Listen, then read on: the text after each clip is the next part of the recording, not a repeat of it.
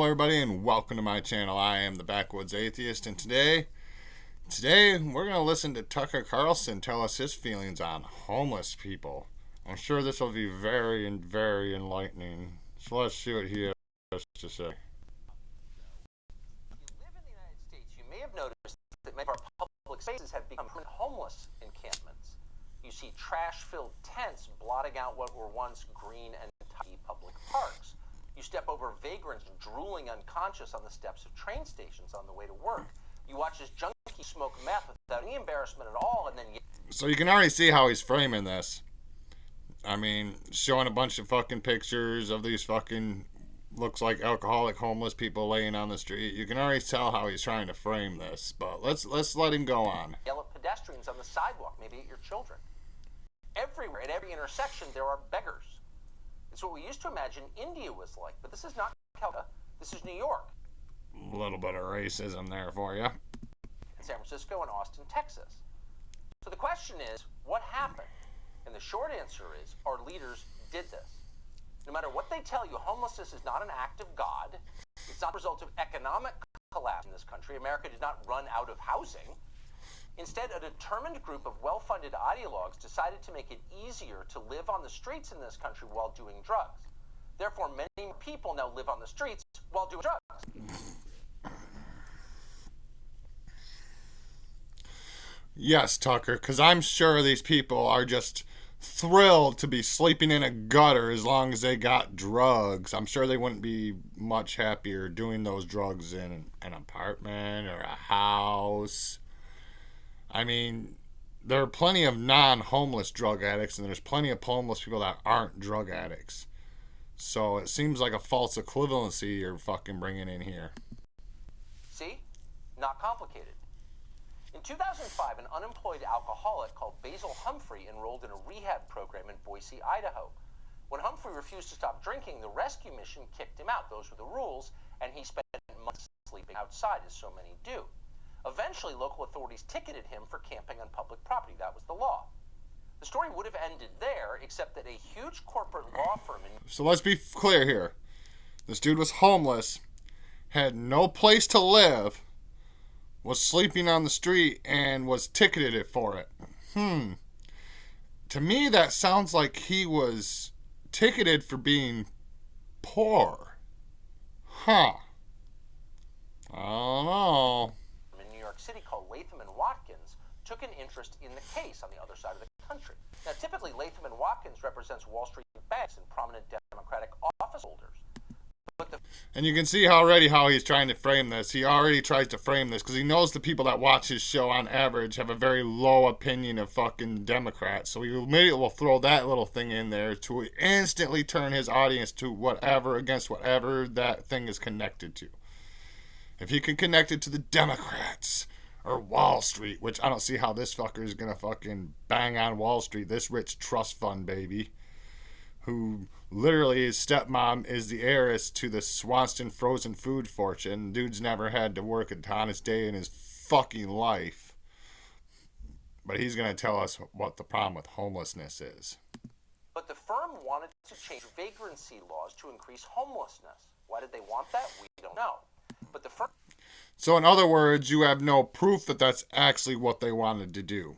You have no proof that they wanted to do this to promote homelessness. So let's see what they actually did. The firm filed a lawsuit on Basil Humphrey's behalf against the city of Boise. That suit made it to the Ninth Circuit Court of Appeals. In 2018, the court declared that cities have no right to criminalize homelessness. In fact, the court ruled cities have an obligation to provide free housing to the homeless at public expense. I agree. I completely agree. I actually completely agree with that statement. You see, this is something that's always bugged me about Americans. And when you hit these, if you've ever watched my very first video called Fake Patriots, this is a common example of a fake patriot. You see, people like Tucker will fucking crow and just go off about their love for this country and their love for America. But when it comes time to help their fellow Americans,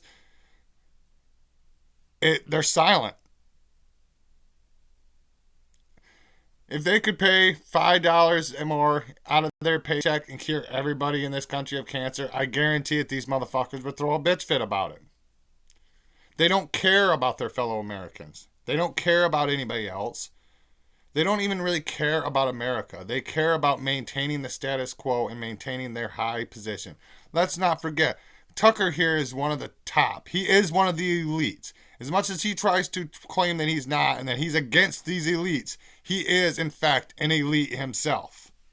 The Supreme Court later upheld that ruling. The case was known as Martin versus Boise, and it had exactly the effect that Latham and Watkins intended. Wait. Earlier you said you didn't know why they did it. And now you're saying that this was the intended effect?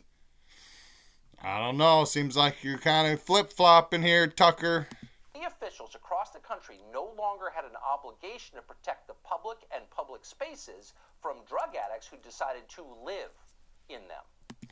See, again, you see how he's framing this? Drug addicts. He's framing anybody that's homeless or anybody that's down on their luck like that. They're all drug addicts. They're all vagrants. They're all bums. They're all the drudges of society. I would not be surprised if he actually calls them bums at one point. Or degenerates. Or well, I think he already did call them vagrants.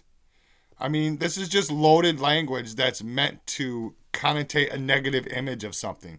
He's just trying to get people to hate on the homeless. Sorry, I have a hard time fucking hating on people that have to eat out of dumpsters. I feel bad for them. Maybe it's that empathy thing that I have. I don't know. At the same time, politicians suddenly had access to a massive new source of cash. Taxpayer money, many billions in taxpayer money, for something called homelessness prevention. Now, what is homelessness prevention? Well, of course, it's the opposite of what they call it, as always. Here's Seattle's interpretation of homelessness prevention. A handful of Seattle's more than 12,000 homeless will soon be going from the street to a new apartment with stunning views of the Space Needle and Puget Sound. Using part share of the $1.9 trillion COVID relief package, Wait, Tucker. You're complaining because a thing where they were talking about homeless prevention, they're giving people housing? Correct me if I'm wrong, but if you give people housing, they're no longer homeless. And then they're not on the streets doing drugs in front of your children. You ain't got to step over the disgusting vagrants as you walk to work every day. If they have housing. How exactly is this not what homeless prevention would be? Yeah, I'm all for this. House the fucking homeless. We have more than enough empty buildings in this country that we could more than fucking house all the fucking homeless people in this fucking country. The reason we don't do it is because of greed. That's it. There's no other explanation. Pure and simple, greed. The city bought 3 brand new apartment buildings for $50 million for 165 homeless, a price of $300,000 per unit. In Los Angeles, Skid Row is about to get a new neighbor, a 19-story high-rise for homeless, costing taxpayers $160 million, or $580,000 per unit. I just want to go on record. I'm all for my tax dollars paying for shit like this. All for it. All for having to pay. If I have to pay a little bit of extra taxes so that my neighbor down the street doesn't have to eat out of a fucking trash can or sleep on the street, yeah, I'm good with that. I think that comes with being a, a good American. Unit. They're part of an expensive push to get the homeless off of sidewalks and out of city parks and into government-subsidized housing, even if it means buying new buildings at market rate from developers. Oh, stunning views of the Space Needle in Puget Sound. Do you have one of those? Well, crackheads do. See, again, he does it again. Crackheads. Not all homeless people are fucking crackheads and drug addicts, you fucking prick. God, I hate this elitist fuck. I don't know if we're even going to make it all the way through this video. I might just get pissed off enough where I turn it off, to be honest. We might end up ending the video before it goes all the way through, because holy fuck, I hate this elitist trust fund baby piece of shit. more than $500,000 per apartment to house drug addicts at public expense. They're not all drug addicts. Quit trying to frame every fucking person like that's homeless in a negative fucking light, you piece of shit. As for them being drug addicts, maybe we should be investing in drug education programs and rehabilitation programs and stop locking people up for small amounts of fucking drugs, since it's already been proven that that doesn't fucking solve the problem. Tucker. But let's face it, Tucker don't really care about drug addiction. He sure as fuck don't give a fuck about the homeless. Any more than, like he said earlier, that he has to step around or has to see them. Those disgusting fucking vermin. Fucking God, I hate this piece of shit. At market rates. So you can see why real estate developers would strongly support a program like that, and of course they strongly do. But luxury apartments are just the beginning. Probably helps the economy, puts people to work. It's more than $150 million to what are called homeless programs just this year. Now keep in mind, Seattle has fewer than 750,000 people living there. So that's an awful lot of money per bum. It's certainly a lot of I called it! Did I not say he'd call them bums? I called that shit. Anyone else is getting in Seattle. At the same time, it was giving overpriced condos to drug addicts with stunning views of Puget Sound. Wait, are they market priced or overpriced?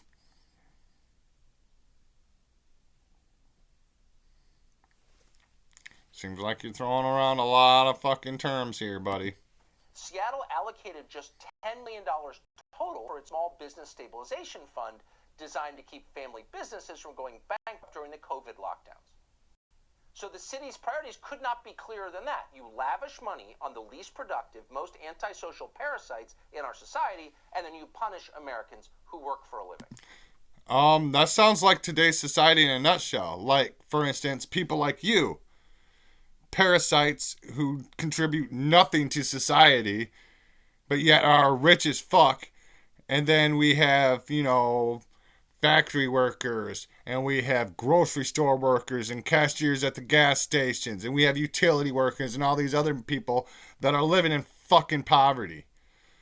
So I don't know if you realize how close you really are with that statement, but yet so fucking far off base at the same time. Got it? And it's hardly just Seattle. The latest city budget in San Francisco proposes spending $667 million on something called the Department of Homelessness and Supportive Housing.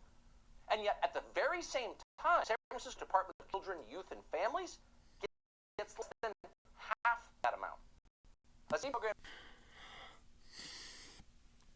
All he's doing is bitching about them helping the homeless. That's all this has been. And frankly, I've had enough of it. So we're not going to watch any more of that because frankly, Tucker just pisses me off. So we're just going to go back and examine what he's exactly saying here. Basically, he's taking the typical conservative thing of homeless people are trash. They're vermin, they're vagrants, they're drug addicts, alcoholics, and they don't deserve our help. They deserve to live in the gutter. That's basically how these people look at others that are less than them. And it's not surprising coming from somebody like Tucker Carlson. Let's remind you that this is an elitist trust fund baby who grew up with a silver spoon up his ass. This dude has never had to do a day of labor in his fucking life. He's never had to struggle. He's never had to work hard. He's never had to do a goddamn thing except sit behind a camera and spew fucking propaganda. That's it. So you can see where his point of view would come from. But let's look at this as a point of view from somebody like me, somebody who grew up poor, somebody who is in those under echelons of society, one of those people that does work one of them menial jobs. You know how I look at a homeless person? I look at them with empathy. I don't want my fellow Americans sleeping on the streets. I don't want my fellow Americans eating out of the fucking dumpster. And if that makes me a socialist or a fucking communist or some stupid bullshit like that, then whatever, I'll gladly take that fucking label because it's been thrown at me a few times now. But I really don't care. To me, it's just called being a decent fucking human being. We have a duty as a society to protect those who have less than us and those who are vulnerable in our society. He talked about all the drug addicts and the